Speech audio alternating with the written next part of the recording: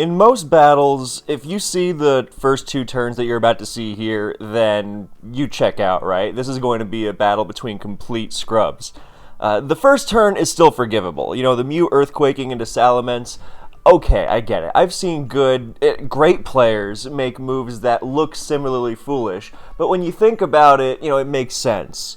So Salamence does definitely fear a lot of what Mew can do. Mew commonly runs things like Will-O-Wisp and Ice Beam, so I could see a player thinking, well, there's no way this Mence stays in against Mew, so I'm going to try and hit something on the switch, right? Heatran commonly switches into both Ice Beam and Will-O-Wisp, so maybe I'll try to catch that by surprise, And this is giving the benefit of the doubt where it might not exist. But in and of itself, that first turn is not so bad, right?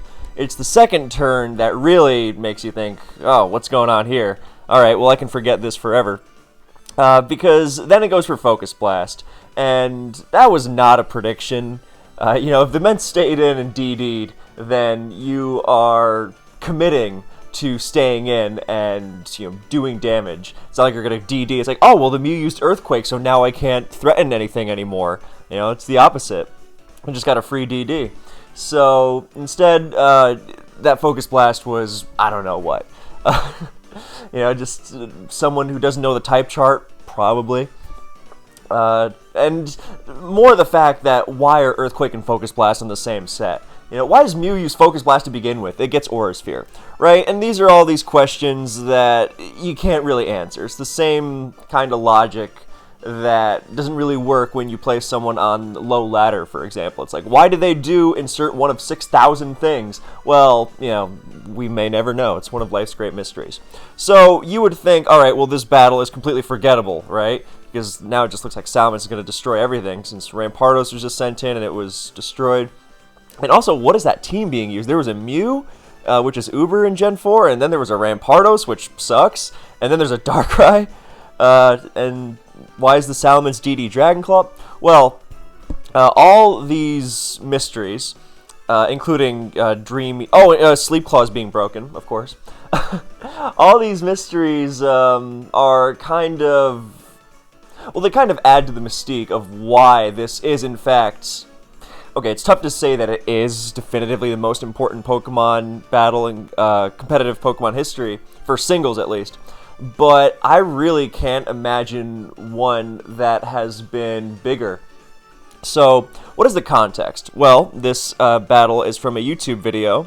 It's Maryland versus Untouchable. I know the dimensions aren't perfect. Please forgive that. I have a link to it in the pinned comment if you want to check it out for yourself, which you should because the soundtrack is phenomenal. So, to give some background on this, before we go into just why it's so important, also, no EVs on that Darkrai, getting outrun by a Garchomp, that's hilarious. So, why is this battle so important? Why is Empoleon being sent into Garchomp? Is that a Shuka Berry or something? But even the opponent he switches out, I forgot. Oh, and Arceus wasn't even legal back then. Like, it literally wasn't legally obtainable in the game. So that's hilarious. That was definitely some action replay stuff going on. Okay, the context. It is 2007. Pokemon Diamond and Pearl have just been released outside of Japan, in North America. And what this means is the explosion of competitive Pokemon as a whole, right?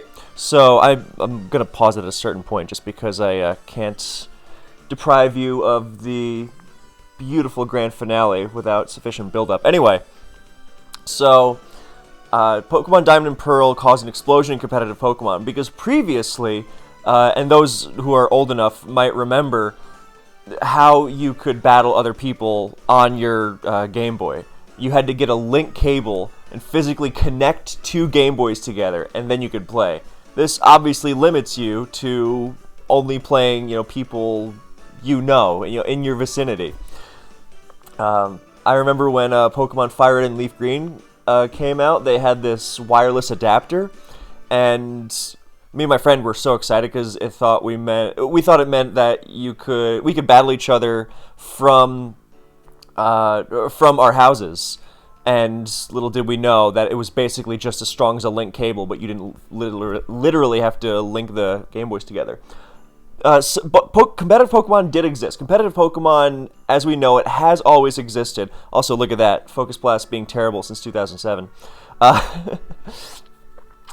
So it has always existed, and not just in the form of official Nintendo tournaments. I'm talking, of course, about the competitive Pokemon we all know, the kind that is played on simulators over the internet. That has been around since RBY. So ever since, Gen 1, people didn't used to refer to RBY as RBY. It was just Pokemon. There was no other generation, stuff like that. So, it was just OU, Ubers, UU. That's been around, ever since the 90s. So, competitive Pokemon did always exist, of course, on simulators, but understandably, it was much more niche because you had to somehow stumble across it on the internet, right? There were so many players in the late 90s and early 2000s who were playing Pokemon on their Game Boys and would love to battle other players, but they could only play those who they knew. So they were limited to just beating the Elite Four over and over again, pretty much. So that means that those early days of competitive Pokemon, I've looked through all those logs, and those players are really good. I mean, it was limited, but that just meant that the best players kept playing each other over and over again, and there was a lot of really great stuff that happened. And then it grew over time, of course, especially because Pokemon was such an enormous worldwide phenomenon, all that. So, it got bigger with the release of Gen 2, and then Gen 3 especially. But, again, still niche. I was a huge Pokemon kid, and I had no idea that competitive Pokemon, online existed, through simulators. So, then Diamond and Pearl come out at the time of this video, and that means Wi-Fi. That means you can finally do what my friend and I thought we were going to do with Game Boy wireless adapters. You can connect to the internet and battle someone not just down the street, but from anywhere in the world. Unbelievable, right? You can battle them, you can trade with them, whatever. You can do all that other stuff that you could do from the GTS. No, that's the trading station specifically. I'm thinking of other things. But, point being, this expands the world of competitive Pokemon enormously. Because now it's like, oh, well, I like battling other people. Oh, now I'm not just limited to battling my friends. I can battle anyone. So, and then you start getting into the competitive side, like, hey, if I'm going to battle people, I want to, do good. I want to start winning. And that leads to this explosion in popularity of the idea of competitive Pokemon. So YouTube, especially, is where it takes off, because this Diamond and Pearl coincided with the early days of YouTube. So you had all sorts of people uploading walkthroughs of Diamond and Pearl. Maryland, the guy who put this video up, he was among them. You had other guys like Super Skarmory as well. The first guy I ever discovered, putting up a walkthrough was a guy named Pokemaster Emil. And he and Super Skarmory and Maryland, they all had Wi-Fi battles. And you eventually, the Diamond and Pearl, great games, had a lot of fun. Now, where do I go from here? What's this whole Wi-Fi thing about? What's this thing about, I'm hearing about EV training, right? Like, people are talking about being as competitive as possible, so that means, no Infernape with Fire Blast, Flamethrower, Flame Wheel, and Close Combat. So, that means that you're going to start looking into things, you're going to do the whole Wi-Fi battle thing, and that's where we come to this video. Because this video, if we adjust our dimensions just a little bit, means that I am doing this on the fly a little bit. Pardon me. Yeah, this video of Maryland's, and again, it is linked, was huge. Not because it was an enormous competitive success or anything like that.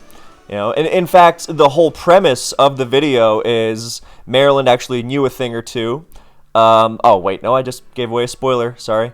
You might know it, though. That's why I didn't want to mess with my dimensions. Anyway, so, point being, Maryland knew a thing or two about being competitive.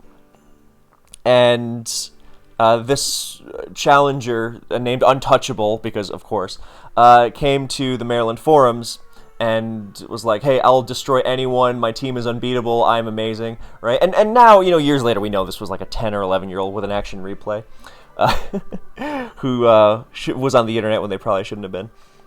But yeah, Maryland was like, "You know what? I'm interested, because you can have all the Ubers in the game, and that doesn't necessarily beat good strategy, especially if you have goofy stuff like Darkrai being outsped by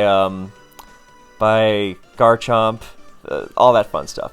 Yeah, you can tell this is Diamond and Pearl because Garchomp is actually not one of the Ubers here, to say nothing of Salamence, of course. But yeah, it wasn't just that this was a battle, because there were plenty of other Wi-Fi battles, right? But one of the first things that really inspired me as an 11-year-old watching this was, if we go back to the first turn, right? And Maryland had other Wi-Fi battles, but when you're playing in-game, you're not thinking about setup moves, right? Of course you're not. It's just going to be, stab, maybe some coverage, like you put Ice Beam on your water starter, maybe some HM moves if you're lazy, stuff like that.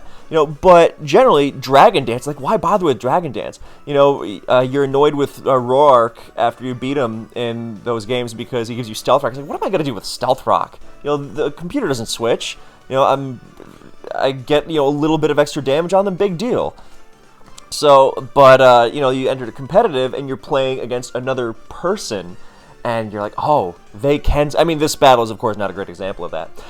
But they can switch as well. You have to start using tactics. You can't just brute force your way through everything by mashing stab. Everyone's at the same level. Like, literally, everything's at level 100. You can't just grind your starter until you're so over-leveled that even Cynthia's Garchomp isn't going to stand in your way. So, and that's where things like Dragon Dance come in, actual strategy. I thought that was so cool, especially because later, in Maryland's other videos, he revealed that the Salamence has a Focus Sash. And Focus Sash is also an item you might not use in-game, or you probably, overlook it. Because you don't even use hell items in-game most of the time. Or at least I didn't, and I know a lot of other people didn't either. But here it's like, oh, that's so genius. Because you live any hit while you Dragon Dance, and then you're stronger and faster. It's perfect. It's, things like that. So that actually, that kind of strategy I really, really liked. And then, I saw, of course, Skarmory using spikes, and then whirlwinding. I was like, oh, you get up the hazards, then you make them switch. That's so genius. Yeah, things like that. But what really, really was the epitome of everything, the idea...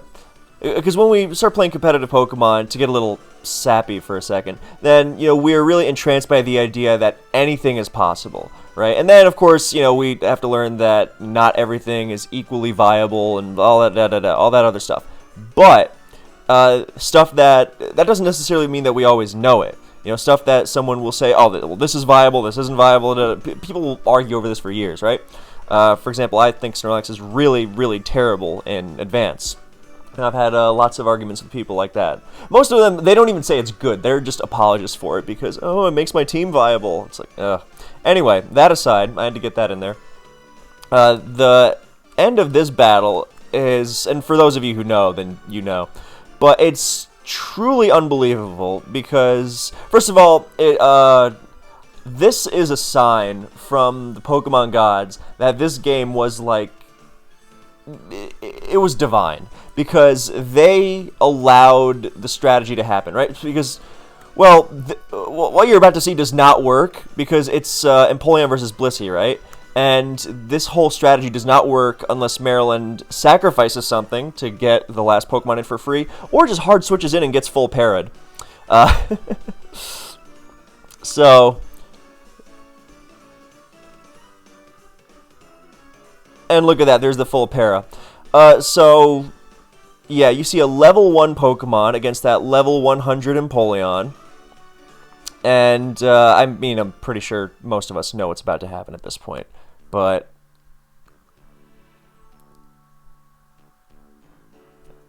yeah, look at that. Just pray the Empoleon doesn't have Aqua Jet. And there it goes. And that was the spark, the light bulb. That made everyone go, oh my god, I want to do that. Yeah, myself included, and many, many other players. So that is why Rattata is there.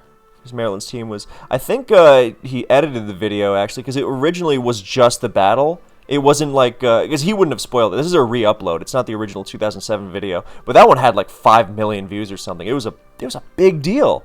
Yeah, and so many people were inspired by it. But this was re-uploaded. When was it re-uploaded? May 24th, 2012. But, yeah, it's... The original obviously did not have his team on the side, but I think the dimensions on YouTube changed or something. Who knows? Point being, Maryland's team became the go-to during Diamond and Pearl for, like, anyone trying to get into it, and it's like, oh, I'm going to copy that team and be super successful and everything. You know, his nicknames, too. So, I cannot emphasize enough just how many players were inspired by it. And if you don't believe me, check out the comments on YouTube. Yeah. So there was even, oh yeah, here's a Smogan example, really. This is We Three Kings on Smogan. And countless top players started playing because of this video, so did he. Yeah, that's, I can't emphasize enough. There were others, of course. Not all of them are still around, but yeah, so that was pretty much that.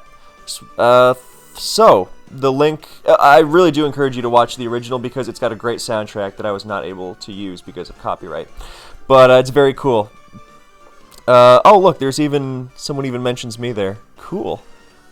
Yeah. So, thank you to Maryland. He was everyone's hero back then. And thank you guys for watching. I hope you enjoyed. And I will see you in the next one.